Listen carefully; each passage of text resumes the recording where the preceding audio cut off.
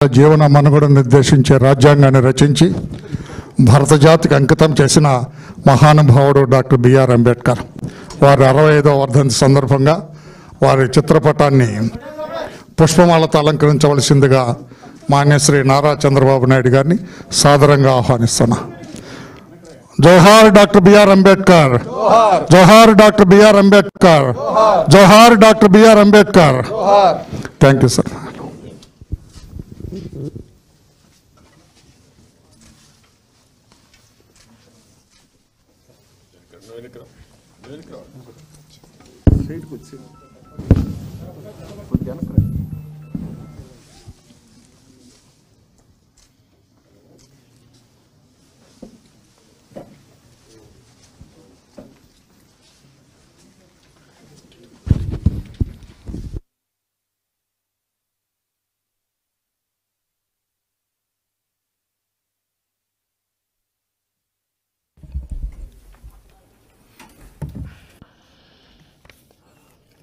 అందరికీ నమస్కారాలు.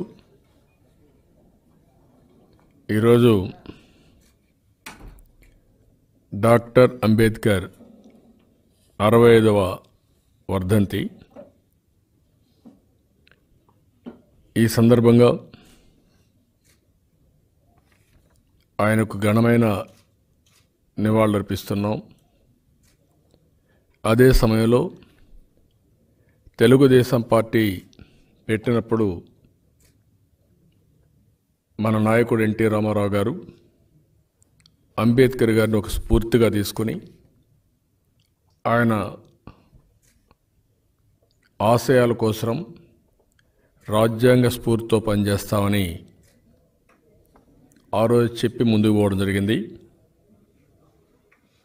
డాక్టర్ అంబేద్కర్ గారు ఒక న్యాయవాదిగా, ఒక ఆర్థికవేత్తగా, రాజకీయవేత్తగా, సామాజిక సంస్కర్తగా, రాజ్యాంగ రూపశిల్పిగా,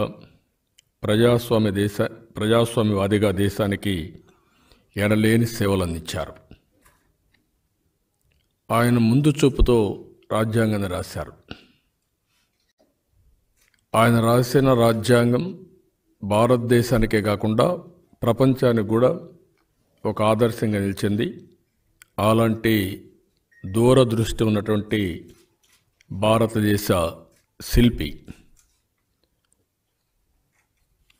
డాక్టర్ అంబేద్కర్ గారు. అలాంటి వ్యక్తి కూడా ఒకటి ఊహించాడు. రాజ్యాంగం ఎంత మంచిదైనా దాన్ని అమలు చేసేవారు మంచివారు కాకపోతే అది చెడ్డదిగా రుజువు చేసుకుంటుంది. రాజ్యాంగం ఎంత చెడ్డదైనా దానిని అమలు చేసేవారు మంచివారైతే అది మంచిగా రుజువుతుంది. అందుకే బ్రిటన్లో రిటర్న్ కాన్స్టిట్యూషన్ లేదు. వాళ్ళ కన్వెన్షన్సే వాళ్ళ కాన్స్టిట్యూషన్గా ఒక పద్ధతి ప్రకారం వెళ్ళారు. ఇప్పుడు కూడా ఎక్కడ కూడా దారి తప్పడం లేదు. ఒక ప్రజాస్వామ్యం, డెమోక్రసీ. అమెరికన్ డెమోక్రసీ మనం చూస్తే ఎన్నో సంవత్సరాలుగా ఆ దేశాన్ని ఒక అగ్రదేశంగా నిలబెట్టడమే కాకుండా ఈరోజు ఒక ప్రజాస్వామ్య దేశాలకే ఆదర్శంగా నిలిచింది. అందుకని రాజ్యాంగం అమలు అనేది చాలా ముఖ్యమని ఆ రోజు ఆయన చెప్పాడు. వ్యక్తులను బట్టి కూడా ఇది నిర్ణయిస్తుంది. ఆ వ్యక్తుల్ని ఎంపిక చేసుకునే అధికారం కూడా ప్రజాస్వామ్యంలో ప్రజలకు ఉంటుంది. ఈ విషయం కూడా మనం గుర్తుపెట్టుకోవాల్సిన అవసరం ఉంది. 2016లో ఆయన 125 సంవత్సరాలు జన్మదిన సందర్భంగా దేశం మొత్తం శత జయంతి ఉత్సవాల్ని ఏర్పాటు చేయడం జరిగింది. ఆ రోజు తెలుగుదేశం పార్టీ నవ్యాంధ్రప్రదేశ్లో అమరావతిలో 125 అడుగుల ఎత్తైన విగ్రహం పెట్టాలని చెప్పి నిర్ణయించాం. 125 సంవత్సరాలు 125 అడుగుల ఎత్తు విగ్రహం భారతదేశంలో మొట్టమొదటిసారిగా ప్రతిపాదించింది, నిర్ణయం తీసుకున్నది తెలుగుదేశం ప్రభుత్వం. దీనికి 210 కోట్లు అవుతుంది. దానికి జీవో కూడా ఇష్యూ చేశాం. మీరు చూస్తే 30 మార్చ్ 2016లో జీఓఎంఎస్ నెంబర్ 38 విడుదల కూడా చేశాం. దీనికి 20 ఎకరాల భూమి కూడా ఎంపిక చేశాం. ఇందులో కన్వెన్షన్ సెంటర్, బుద్ధిస్ట్ జ్ఞాన కేంద్రం, లైబ్రరీలు ఏర్పాటు చేయాలని చాలా స్పష్టంగా నిర్ణయం చేశాం. ఒక్కసారి ఆ వీడియో ఒకసారి చూస్తే మీకు ఒక ఐడియా వస్తుంది. పంచాయత్ సెక్రటరీ ఆ రోజు ఈ ప్రాజెక్టు ప్రారంభించిన ఉద్దేశం కూడా మీరు చూస్తే శాశ్వతంగా ఇక్కడ ఒక రీసెర్చ్ కేంద్రంగా తయారు కావాలి. అంబేద్కర్ ఆశయాల్ని అనునిత్యం అధ్యయనం చేయాలి. ప్రజల్లో చైతన్యం తీసుకురావాలి. ఆయన ఏ ఆశయం కోసమైతే రాజ్యాంగాన్ని రాశారో ఆ ఆశయ సాధన కోసం ప్రతి ఒక్కరిని చైతన్యవంతులు చేసి భవిష్యత్తులో ముందుకు తీసుకుపోవాలి అనే ఉద్దేశంతో ఇండియాలోనే ఇలాంటి కాన్సెప్ట్ అక్కడ లేకుండా ఫస్ట్ ఆఫ్ ఇట్స్ కైండ్, అవసరమైతే మొత్తం కూడా ఇంకా ఫాలో అయ్యి దాన్ని ఇంప్రూవ్ చేసి ఇది చెయ్యాలి అనే దానికోసం స్ఫూర్తిగా ముందుకు పోయాం. అలాంటిది ఈరోజు ఆ ప్రాజెక్ట్ అతి లేదు, గతి లేదు. మొత్తం నాశనం చేశారు, విధ్వంసం చేశారు.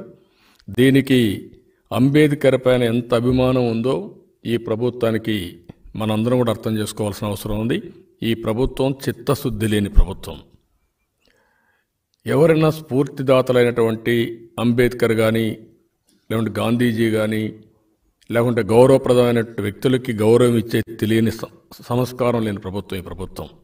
అలాంటి ప్రభుత్వం కాబట్టి ఆ జీవోను కూడా క్యాన్సిల్ చేశారు. దాని మీద ఏమాత్రం ముందుకు పోలేదు. ఇప్పటికైనా డిమాండ్ చేస్తున్నాం, బేషరతుగా ఈ ప్రాజెక్ట్ నిర్మాణం చేయండి. ఇది అమరావతిలో వచ్చే ప్రాజెక్ట్. ఇది దేశానికే ఆదర్శం. అంబేద్కర్ రాసిన రాజ్యాంగం ప్రతి ఒక్కరికి చేరవలసిన అవసరం. ఆ స్ఫూర్తిని మళ్ళీ మళ్ళీ రిమైండ్ చేయాల్సిన బాధ్యత ప్రతి ఒక్కరిపైన ఉంది. ఆ విషయం గుర్తుపెట్టుకోవాల్సిందిగా ప్రభుత్వాన్ని కోరుతున్నా. రెండో విషయం, అంబేద్కర్ గారు మనకందరికీ కొన్ని హక్కులు ఇచ్చారు. ప్రాథమిక హక్కులు ఇచ్చారు, బాధ్యతలు ఇచ్చారు. అదే మరిగా బడుగు బలహీన వర్గాలకు అండగా రాజ్యాంగం ఉంది. ఎంపవర్మెంట్, ఎవరైతే పేదవాళ్ళు ఉన్నారో వాళ్ళందరికీ సాధికారత కోసం ఆయన చాలా స్పష్టంగా రాజ్యాంగంలో చాలా క్లియర్గా చెప్పడం జరిగింది. అలాంటి స్ఫూర్తితో ఈరోజు మనం చూస్తే తెలుగుదేశం పార్టీ వచ్చిన వెంటనే మా నాయకుడు ఎన్టీ రామారావు గారు కూడు, గుడ్డ మరియు నీడ, పేదవాళ్ళకి కడుపు నిండా తిండి కావాలి, ఉండడానికి హౌస్ కావాలి, కట్టుకోవడానికి బట్టలు కావాలి. ఈ మూడు ఇంట్రడ్యూస్ చేసినటువంటి ఏకైక పార్టీ, ఏకైక నాయకుడు ఎన్టీ రామారావు గారు. ఇది ఎప్పుడు 1983లో 2 రూపాయల కేజీ బియ్యం సాధ్యమా అన్న వాళ్ళందరికీ అసాధ్యం కాదు, ఇది సాధ్యమని నిరూపించిన వ్యక్తి ఎన్టీ రామారావు గారు. ఎన్నో విమర్శలు చేశారు. ఈరోజు ఆ స్కీమే ఆహార భద్రత కింద వచ్చే పరిస్థితికి వచ్చింది. ఆ తర్వాత పక్కా ఇళ్ళు. అప్పటి వరకు గుడిసెలు వేసుకునేవారు. 500 రూపాయలు 600 రూపాయలు ఇచ్చి గుడిసెలు వేసుకునే కాలం అది. అది వర్షం వస్తే కూలిపోవడం, ఎండ వస్తే లేసిపోవడం, గాలి వస్తే కొట్టకపోవడం ఎన్ని జరిగేటివి. అలాంటి సమయంలో పేదవాడికి కూడా ఒక పర్మనెంట్ హౌసింగ్ ఉండాలి, పక్కా ఇళ్ళు ఉండాలి, స్లాబ్ బేస్ కట్టాలి అని నిర్ణయించిన ఏకైక వ్యక్తి ఎన్టీ రామారావు గారు. కడాన ఏజెన్సీ ఏరియాలో కూడా, ఇక్కడే కాదు ఎక్కడో ఏజెన్సీ ఏరియాలో కూడా పర్మనెంట్ ఇండ్లకు శ్రీకారం చుట్టి ప్రజలు చాలా ఎప్పుడు కూడా భద్రతకు భరోసా ఇచ్చిన వ్యక్తి ఎన్టీ రామారావు గారు. ఇల్లు అనేది ఒక భద్రత, ఇల్లు అనేది ఒక అడ్రస్, ఇల్లు అనేది ప్రతి ఒక్కరికి నా సొంతం, నా ఇల్లు అనే సెంటిమెంట్. ఎన్ని ఏళ్ళు రెంటెడ్ హౌస్లో ఉన్నా జీవితంలో ప్రతి ఒక్కరి కోరిక తిండి తిన్న తర్వాత నాకంటూ ఒక పర్మనెంట్ అడ్రస్ కావాలని చెప్పి కోరుకుంటాం. ఆ పర్మనెంట్ అడ్రస్కి శ్రీకారం చుట్టిన పార్టీ, శ్రీకారం చుట్టిన నాయకుడు ఎన్టీ రామారావు గారు. అలాంటి ఇండ్లు అప్పటి నుంచి అందరూ కట్టారు. ఇంకొకటి మీరు చూస్తే అక్కడనే గుడ్డ. ఆ రోజు ఎన్టీ రామారావు గారు రెండు విధాల చేనేత కార్మికులకు న్యాయం జరగాలి, ఫుల్గా పని ఉండాలి, పేదవాళ్లకు కట్టుకోవడానికి బట్ట ఉండాలి అనే ఉద్దేశంతో పెట్టారు. అలాంటి ఉదాత్తమైన స్కీమ్లన్నీ కూడా తర్వాత మీరు చూస్తే ఇప్పుడు నేషనల్ లెవెల్లో కూడా పర్మనెంట్ హౌస్ కట్టాలి, ప్రతి ఒక్కరికి ఇల్లు కట్టివ్వాలి అని అనేక మార్పులు చేర్పులు ఎంతోమంది ప్రయత్నం చేస్తూ వస్తున్నారు. ప్రజెంట్ గవర్నమెంట్ కూడా చేశారు. ఇక్కడికి వస్తే ఈ ముఖ్యమంత్రి దివాలా కోరుతాను. అదేంటో నాకు అర్థం కాలేదు. ఒకసారి ఆ స్లైడ్స్ అన్ని చూపిస్తా. ఆయన మాట్లాడేది ఏంటంటే, ఒక్క నిమిషం, ఆయన మాట్లాడేది నేను ఇండ్లన్నీ ఉచితంగా ఇస్తున్నాను, పట్టాలు ఇస్తున్నాను, దానికి జగనన్న సంపూర్ణ గృహ హక్కు పథకం. దీనికి ఇప్పుడు మీరు చూస్తే ఇంత మునుపు ఎప్పుడు మారిగా ఎవరు చేసుంటారని సాహసాలు కూడా. జగనన్న సంపూర్ణ హక్కు పథకం, గృహ హక్కు పథకం అది టైటిల్. అన్ని పేర్లలో అన్ని పేపర్లో ఫుల్ పేజ్ అడ్వర్టైజ్మెంట్. దీనికి ఒక జీవో ఆర్టీ నెంబర్ 82 56,69,891 మంది లోన్ కాంపోనెంట్ కింద తీసుకున్నారని, వాళ్ళందరూ మున్సిపాలిటీల్లో పంచాయతీల్లో 10,000, మున్సిపాలిటీల్లో 15,000, కార్పొరేషన్లో 20,000 కట్టి పర్మనెంట్ హక్కు పొందాలని 22/10/2021 జీవో ఇష్యూ చేశాడు. నేను అడుగుతున్న ఈ ముఖ్యమంత్రిని, ఇది ఒక పెద్ద పథకం. ఈ పథకం ఏంటి? ఇళ్లకు ఓటీఎస్, పేదల మెడకు ఉరితాళ్ళు. మీరిచ్చింది పట్టా కాదు. నువ్వెవరు పట్టా ఇవ్వడానికి? నీకేంటి సంబంధం? నువ్వేమైనా ఇచ్చావా? భూమి కొన్నావా? ఇల్లు కట్టావా? రుణం ఇచ్చావా? వాళ్ళందరూ వాళ్ళకి ఎప్పటి నుంచో 30-40 సంవత్సరాల నుంచి ఎన్టీఆర్తో స్టార్ట్ అయిన ఈ ప్రోగ్రాం, నేను కూడా దాన్ని ఇంప్రూవ్మెంట్ చేశాం. ఇంకా మెరుగైన వస్తువులు ఏ విధంగా ఇవ్వాలి, మెరుగైన ఇండ్లు ఏ విధంగా ఇవ్వాలి, మెరుగైన ఆస్తి ఏ విధంగా క్రియేట్ చేయాలి, వాళ్ళ భద్రతకు ఏ విధంగా భరోసా ఇవ్వాలి అనే విషయాలు ఆలోచిస్తే నువ్వు వచ్చి దోపిడీ చేస్తూ పేదల మెడకు ఉరితాళ్ళేస్తావా నువ్వు? ఒక్కసారి వీళ్ళేమంటారు, వాలంటరీ అంటారు. ఇది వాలంటరీనా బలవంతమా? ఒక్కసారి మీరే చూడండి.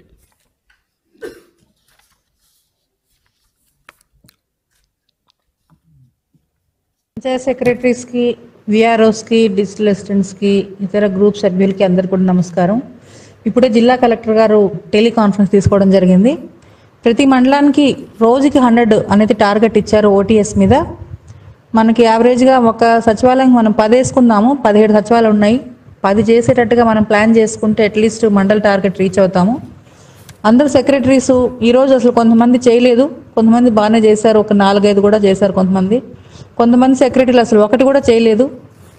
స్పీడప్ చేయాలి. స్పీడప్ చేసి రోజుకి కనీసం 10 సచివాలయం టార్గెట్, ఆ టార్గెట్ రీచ్ అవ్వాలి ఖచ్చితంగా.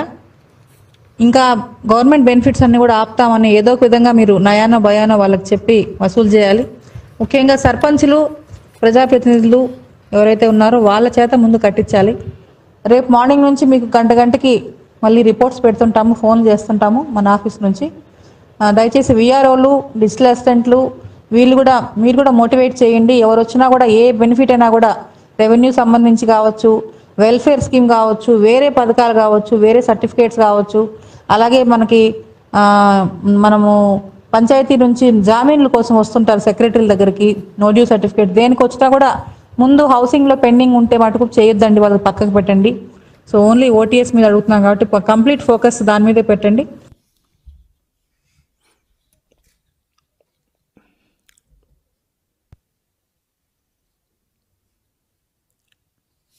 ఇది ఒక సర్కులర్. మీరు ఎలాగన్నా జగనన్న మీరు ఇప్పుడు వచ్చి డబ్బులు కట్టమంటే 10,000 రూపాయలు ఎక్కడన్నా మేము తెచ్చి కట్టాలా? అతను ఇచ్చారు, మీరు ఇవ్వలేదు కదా. మీరు ఇచ్చిన ఇల్లుకి మేము కట్టమంటే మేము మాకు కట్టే అవకాశం లేకపోయినా సరే మేము కట్టలేము. మీరు ఇప్పుడు కట్టమంటే అతను చంద్రబాబు నాయుడు ఇచ్చిన స్కీములకి మీరు ఎలా కట్టమంటారు జగనన్న? మీరు ఇచ్చారా? మీ ఇంట్లో ఏమైనా ఇచ్చారా? ఎప్పుడు రూల్స్లు మీరు పెడతాను, ఇది కరెక్ట్ కాదు జగనన్న. ఇప్పుడేమో ఇంటి పిన్నులు ఇందిరామ్మ ఇచ్చిన ఇల్లులకి చంద్రబాబు నాయుడు ఇచ్చిన స్కీములకి మీరు ఇప్పుడు కట్టమంటే ఇది ఎటువంటి పరిస్థితిలో కట్టే పరిస్థితే లేదు. మేము కట్టలేము కూడా. లేకపోతే మమ్మల్ని సవమంటారా? తల్లి పిల్లలే, నాకంటే భర్తలేడు, ఇద్దరు పిల్లలు పెంచుకొని బతుకుతాను. ఇప్పుడు సడన్ గా వచ్చి 10,000 రూపాయలు వసూలు చేయమంటే మేము ఎలా జగనన్న కట్టాలి? మమ్మల్ని చచ్చిపోమంటారా? లేకపోతే మా కిడ్నీలు అమ్మేసి కూడా మీకు ఇవ్వమంటారా? చెప్పండి.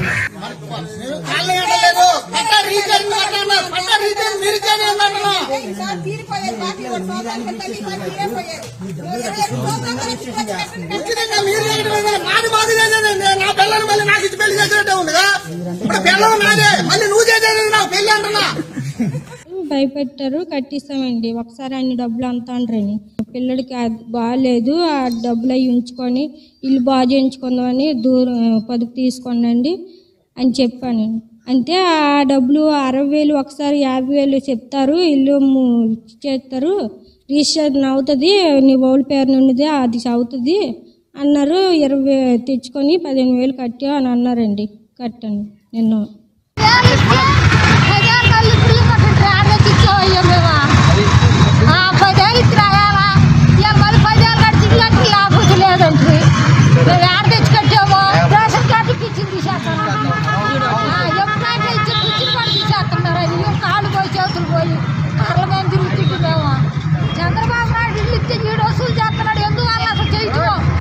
అండి మీరు పైకి ఎక్కాక అందరూ కింద పడిపోయారు. నూనె ప్యాకెట్ 200, కూడికి లేని వాళ్ళు అందరూ చాలా బాధపడుతున్నారు అన్నదండి అని చెప్పు. ఇప్పుడు వింటున్నావా? రిజిస్ట్రేషన్ గొడవ కావాలి కానీ తలదాచుకున్న వాళ్ళకి రిజిస్ట్రేషన్ గొడవ ఎందుకు చెప్పు? ఎన్నాళ్ళ నుంచి లేదు, ఇప్పుడు వచ్చేసిందా రిజిస్ట్రేషన్? మేము ఏదో రకంగా బతుకుతున్నాం కదా. ఇప్పుడు అమ్మేసుకున్న వాళ్ళంటే రిజిస్ట్రేషన్ ఉంటే 1 లక్ష ఎక్కువ వస్తుందని లాసింటారు. ఏదో నీకులాటోడనంట కుక్క కూలేందంట, మా కోడికి పొలా వెయ్యన్నాడంట. ఎక్కడ కట్టమని మా ఇల్లు తీసుకొని మమ్మల్ని ఎక్కడికన్నా తగిలేయండి. ఎందుకు అమ్మేసుకోమని జగన్ డబ్బులు తక్కువ వచ్చాము అమ్మేసుకోమని అడిగితే మా జీవితం ఏమీ లేదు, ఏమీ లేదు మా జీవితం. మా జీవితం అమ్మేసుకోమని కదండి. ఇంకా నేను కట్టలేను, చెప్పండి మమ్మల్ని వచ్చి మా బాధ ఎవరికి చెప్పు.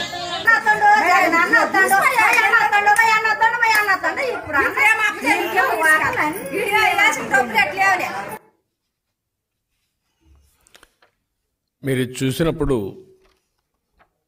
వీళ్ళు చేసినటువంటి బలవంతపు వసూళ్ళు చెప్పేది స్వచ్ఛందంగా వాళ్లే ముందుకు వస్తున్నారని. సర్కులర్ ఇది సంత బొమ్మాళి. అందరూ గ్రామ వాలంటీర్లకు ఆదేశించింది ఏమనగా, గౌరవ మండల్ పరిషత్ అభివృద్ధి అధికారి వారి మౌలిక ఆదేశాల మేరకు మీ పరిధిలో ఓటీఎస్ పథకం కింద లబ్ధి పొందుటకు చెల్లించవలసిన 10,000 రూపాయలను చెల్లించని లబ్ధిదారుల వారి కుటుంబం యొక్క డిసెంబర్ మాసం యొక్క పింఛన్ తదుపరి ఆదేశాలు ఇచ్చేంతవరకు నిలిపివేయవలసిందిగా ఆదేశించడమైనది.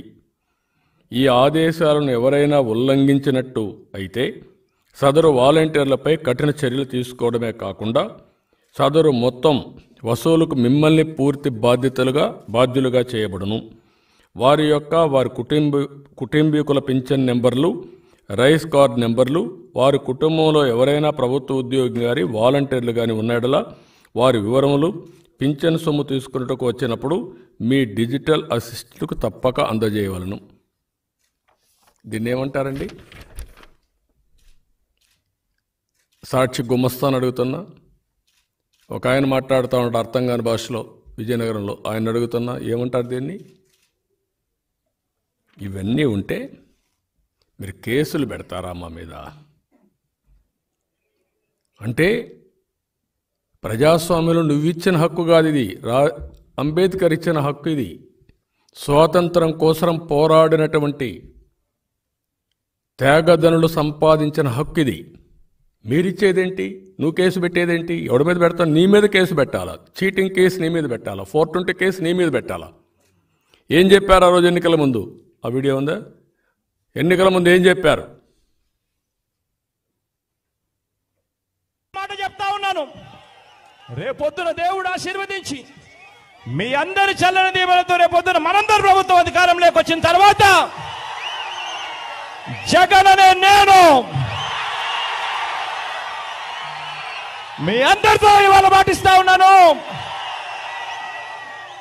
ఆ ఫ్లాట్ల మీద ఏదైతే అప్పు ఉంటుందో నెల 3,000 రూపాయలు మీరు ఏదైతే 20 ఏళ్ల పాటు కడుతూ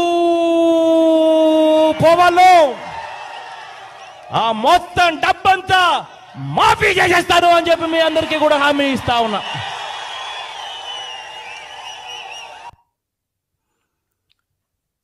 అదే మరి ఇంకా కొన్ని మీటింగ్లో చెప్పాడు, ఉచితంగా రిజిస్ట్రేషన్లు చేయిస్తానని. మాట తప్పావు, మడమ తిప్పావు. పేదవాళ్ళ కోసం పోరాడే మా మీద కాదు కేసులు పెట్టాల్సింది, చీటింగ్ కింద మీ మీద కేసులు పెట్టాలి. ఆ రోజు చెప్పిన మాట ఎందుకు తప్పావో సమాధానం చెప్పాలి. అంతేగాని అధికారం ఉంది, పోలీసులు నీకు ఒత్తాసు పలుకుతారు, తప్పుడు పనులు చేస్తారు కాబట్టి పోలీసులను ఉపయోగించుకుని ఇలాంటి తప్పుడు పనులు చేస్తే కబద్దార్ జాగ్రత్తగా ఉండు. బయట కూడా తిరగలేరు, ఇప్పటికే తిరిగే పరిస్థితులు లేరు, ఇంకా భవిష్యత్తులో కూడా తిరగరు. అందుకే మేము అండగా ఉంటామని చెప్పాం. ఇంకా కొన్ని చూస్తామంటే మనం చాలా బాధేస్తుంది. బొబ్బిలి ఇప్పుడే చూపించారు, పొట్నూరు బుల్లెమ్మ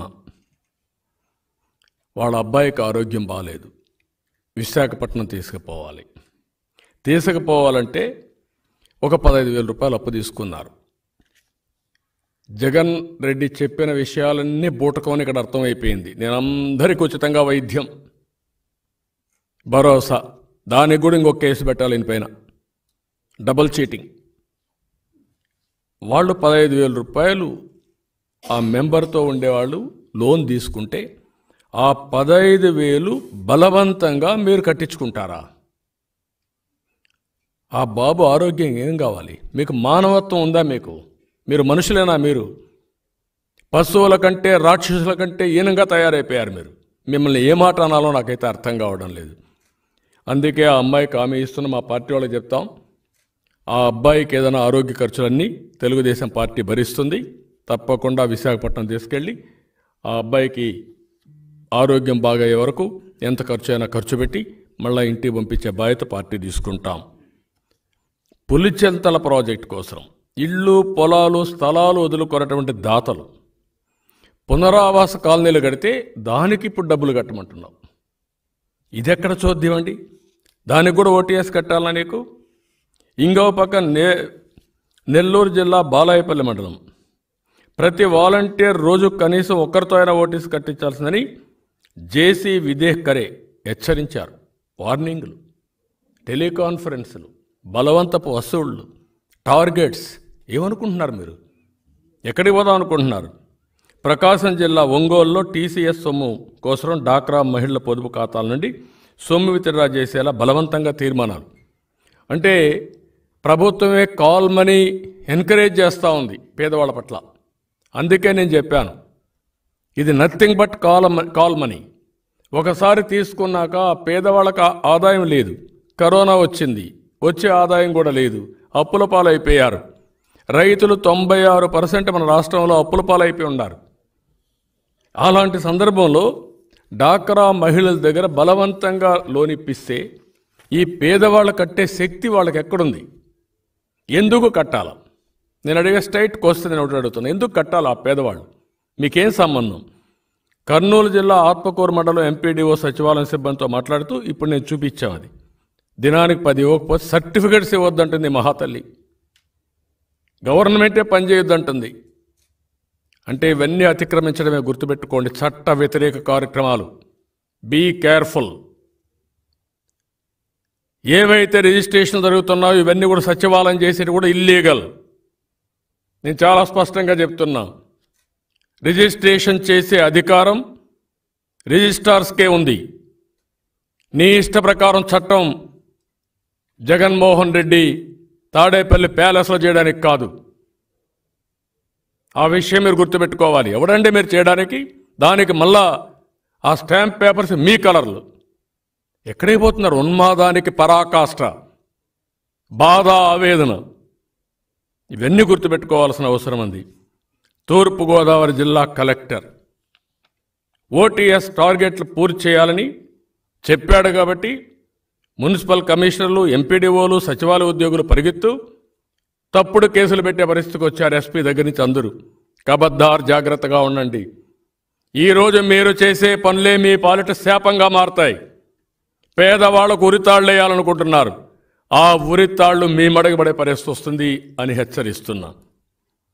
ఇంకొక పక్కన విజయనగరం జిల్లా వేంపాడు మండలంలో ఎప్పుడో ఇచ్చిన ఇళ్లకు ఓటీఎస్ కట్టాలని, లేకుంటే పెన్షన్లు, రేషను అన్నీ ఇదైపోతాయని ప్రజలు మండిపడే పరిస్థితికి వచ్చారు. కృష్ణా జిల్లా మచిలీపట్నం 31 డివిజన్లో డొక్కు లలిత కుమారికి 2006లో ఇల్లు ఇచ్చారు. 9,000 నగదులు, 50 బస్తాలు సిమెంట్ అప్పట్లో ఇచ్చారు. అప్పు చేసి కట్టుకున్నారు. ఇప్పుడు 20,000 కట్టమంటున్నారు. ఏం న్యాయం అండి ఇది? అంటే ఏంటి మీకు సంబంధం? వెస్ట్ గోదావరి జిల్లా రావిపాడుకు చెందిన పార్వతీశం 96-97 ఇల్లు వచ్చింది. రుణం తీసుకుని ఇల్లు కట్టాడు, బ్యాంకులకు చెల్లించేశాడు, రసీదులు ఉన్నాయి. ఇప్పుడు 10,000 కట్టమంటారు. ఇంటికి వచ్చి ప్రతిరోజు వేధింపులు. నువ్వు కట్టాల్సిందే, కట్టకపోతే నీకు కట్టవు. ఏంటండి మీరు కట్ చేసేది? మీకే కట్ చేస్తారు మీ అధికారాన్ని, గుర్తుపెట్టుకోండి. అది ఎంతో దూరంలో లేదు, ఆ విషయం మీరు గుర్తుపెట్టుకోవాలి. తూర్పుగోదావరి జిల్లా గొల్లపురం మండలం వన్నెపూడి విఆర్ఓపై ఓటీఎస్ ఒత్తిడి పెరగడంతో గుండెపోటు గురయ్యాడు. ఇంకొక పక్కన శ్రీకాకుళం జిల్లా సర్బుజ్జిలి మండలం రొట్టవలసల్లోని ఆలూరి రాధా అనే వృద్ధురాలికి ఓటీఎస్ కట్టాలంటే వాలంటీర్లు పోయి బెదిరిస్తూ ఉంటే దాంతో మనోవేదనకు గురైపోయి పక్షవాతంతో మంచం ఎక్కే పరిస్థితికి వచ్చింది. తూర్పుగోదావరి జిల్లా మండపేటలో, అమలాపురం పార్లమెంట్లో మండపేటలో 84లో 6,000 రూపాయలు రుణం పొంది ఇళ్ళు శిథిలావస్థకు వచ్చాయి, మొత్తం పడిపోతున్నాయి. దానికి ఇప్పుడు 6,000 కట్టమంటారండి. ఏమనాలండి వీళ్ళని? ఇచ్చాం, మేము కూడా పట్టాలు ఇచ్చాం, రాష్ట్రం అంతా ఇచ్చాం. విశాఖపట్నంలో నేను పట్టాలన్నీ శాశ్వతంగా పట్టాలు ఇచ్చినప్పుడు నేను ఆ రోజు పసుపు కుంకుమ ప్రోగ్రాంతో ₹1 అవినీతి లేకుండా రిజిస్ట్రేషన్ డాక్యుమెంట్ వాళ్ళ చేతికిచ్చి ఎవరన్నా డబ్బులు తీసుకుంటారని ఒక పెద్ద ప్రోగ్రాం పెట్టి ప్రభుత్వ ఖర్చుతోనే బస్సుల్లో తీసుకొచ్చి పసుపు కుంకుమ కూడా పెట్టి ఆడబిడ్డల పేరుతో మొత్తం రిజిస్ట్రేషన్ చేశాం. మొత్తం చేయండి. మీరు చెప్పిన మాట నిలబెట్టుకోండి.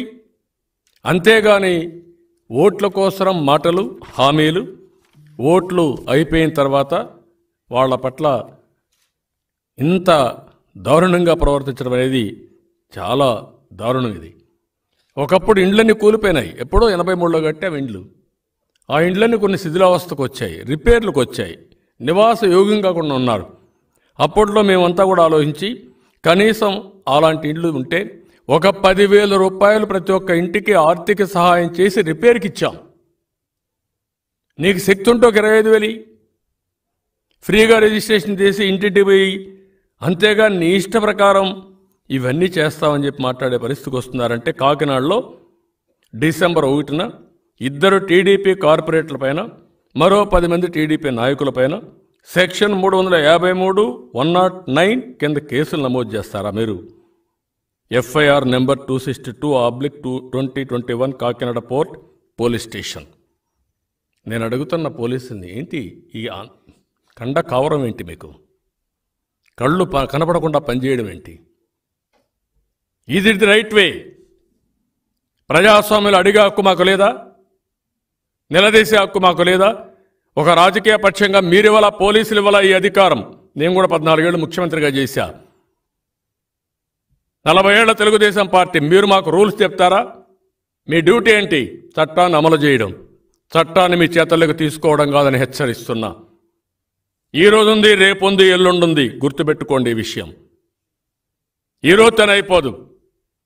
తప్పకుండా ఎవరైతే ఇలాంటి చట్ట ఉల్లంఘన చేసిన వ్యక్తులందరినీ చట్ట ప్రకారం శిక్షించే వరకు వదిలిపెట్టాం.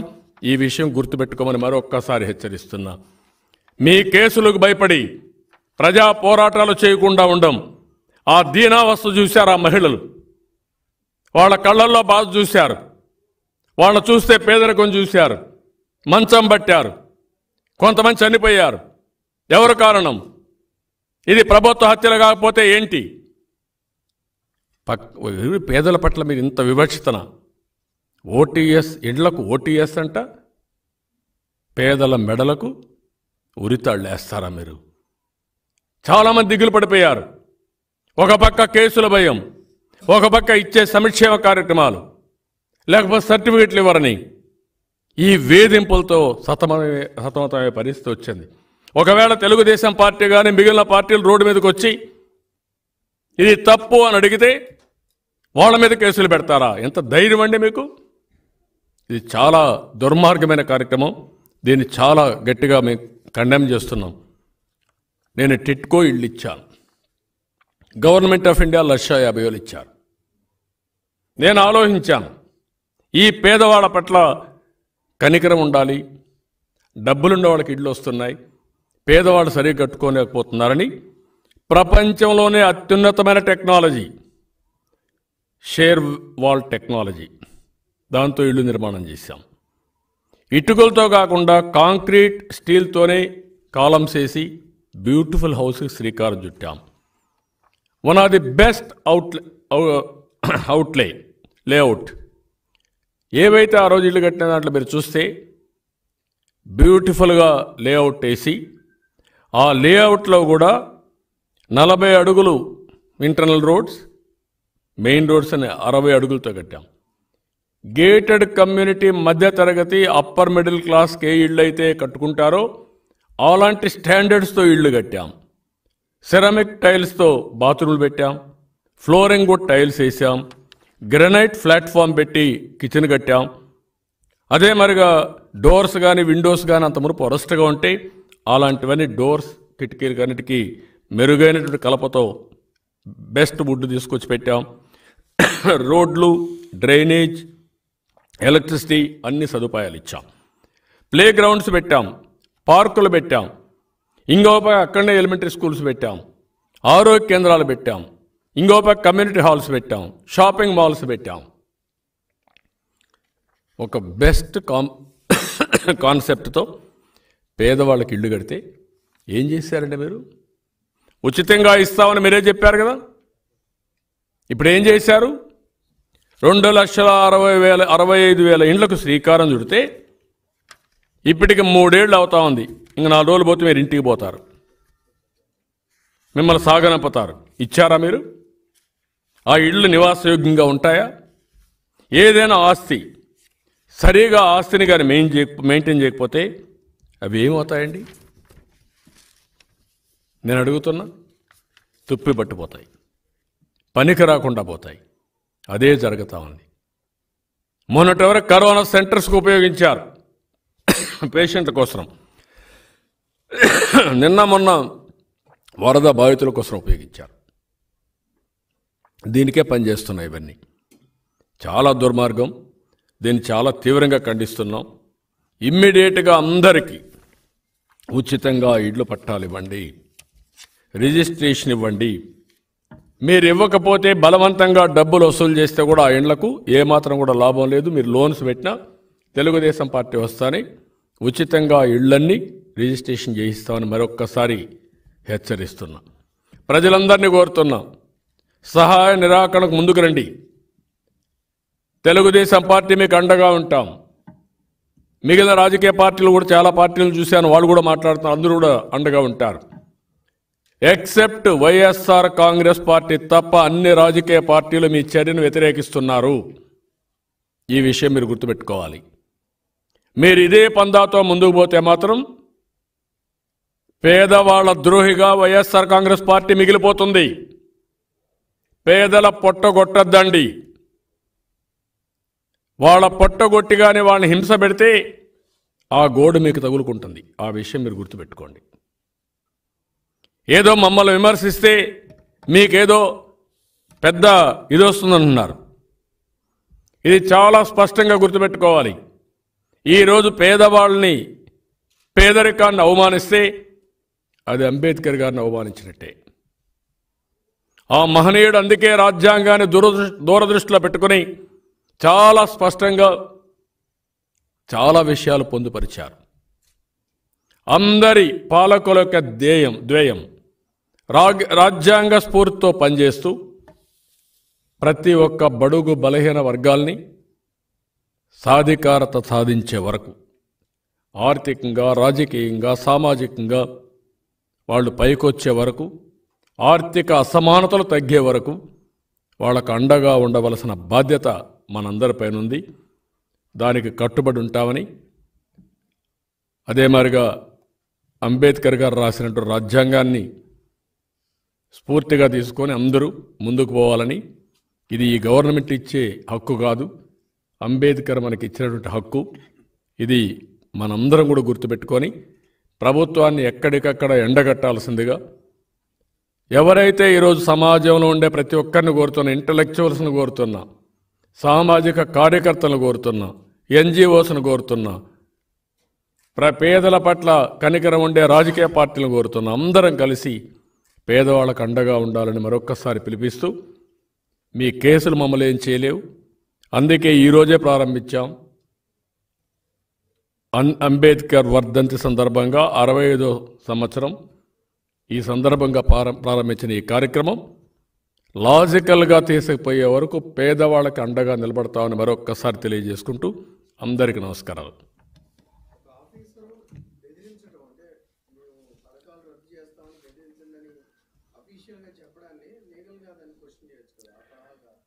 What I'm saying, first of all లీగల్గా ఈ ప్రభుత్వానికి ఏమాత్రం కూడా సిగ్గు కూడా లేదు. కడాన జ్యుడిషియన్ కూడా బ్లాక్మెయిల్ చేసే పరిస్థితికి వస్తుందని మనం చూస్తున్నాం. ఎన్ని ఆర్డర్స్ వస్తున్నాయి కోర్టులో, దాని ఫలితాలు ఏంటి? సిగ్గుండే ప్రభుత్వం అయితే ఒక్కరోజు సంజీవ్ రెడ్డి గారు ఉన్నప్పుడు ట్రాన్స్పోర్ట్లో అవకతవకలు జరిగాయని ఒక్క మాట కామెంట్ చేశారు. ఆయన మంత్రిగా రాజీనామా చేశాడు. That is the spirit. Janardhan Reddy గారు కాలేజీలన్నీ కూడా ఇచ్చారని, మెడికల్ కాలేజీలు, ఇంజనీరింగ్ కాలేజీలు ఇచ్చారని, ఇది తప్పు అని మీ దీనికోసం ఉపయోగపడుతుందని ఒక్క కామెంట్ చేస్తే అసెంబ్లీలో మేము పోరాడితే ఆ రోజు రాజీనామా చేశారు. ఆయన చేపించాం. ఈరోజు ఎన్ని ఇదండి, 1-2 వచ్చాయి. అందుకే నేను చెప్తున్నా, ఈ అధికారులందరికీ ఈరోజు ఉంది, రేపు ఉంది, ఎల్లుండి గుర్తుపెట్టుకోండి. అది కోర్టుల ద్వారా రావచ్చు, ఇంకోటి రావచ్చు, రేపు కమిషన్ ద్వారా రావచ్చు. మిమ్మల్ని వదిలిపెట్టాం. చట్టం ముందర మీరందరూ నిందితులే, మీరందరూ దోషులే. ఆ విషయం మీరు గుర్తుపెట్టుకోమని మరొక్కసారి హెచ్చరిస్తున్నా. నైతిక విలువలు లేవు, ప్రజాస్వామ్య స్ఫూర్తి లేదు.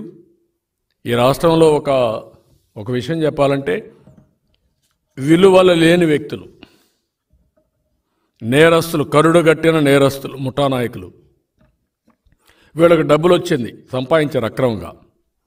ఆ డబ్బులతో రాజకీయ అధికారం కూడా వచ్చింది, రాజకీయ పార్టీ పెట్టి. ఇంకా దీంతో ఏమైనా చేయగలుగుతామనే ధీమాకు వచ్చేసారు. చట్టం లేదు, లేకపోతే ప్రజలు లేదు, మేము చెప్పిందే చట్టం, మా పోలీసులు ఏదైనా చేస్తారు, భయభ్రాంతులు చేసే పరిస్థితికి వచ్చారు. ఇది తప్పు తప్పు తప్పు, ఇది మంచిది కాదు. ఇది గుర్తుపెట్టుకోమని హెచ్చరిస్తున్నాను. Thank you.